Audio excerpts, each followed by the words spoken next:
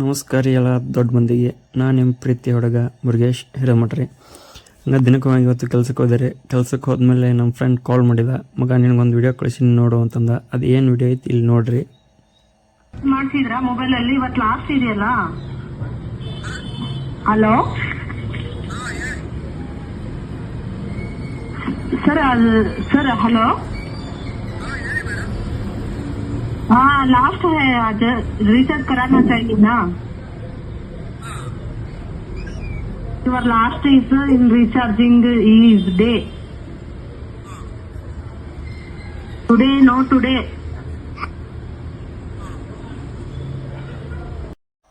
ಅದೇನು ಮಾಡೋಣ, ನನ್ನ ಫ್ರೆಂಡ್ ಸರ್ ಈ ಫ್ರೆಂಡ್ ಕಾಲ್ ಮಾಡ್ಯಾನ ರೀ.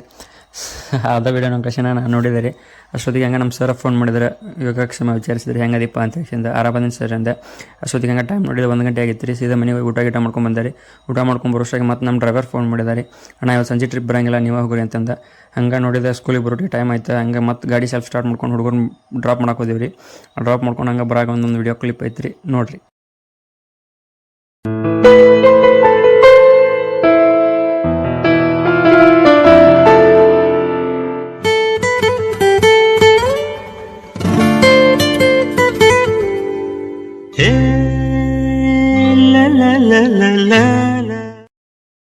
ಹುಡುಗರ್ನ ಬಿಟ್ಟು ಬರಾಗ ಮಾಡಿದ ವಿಡಿಯೋ ರೀ ಅದ MT ಗಡ್ಯಾಗ.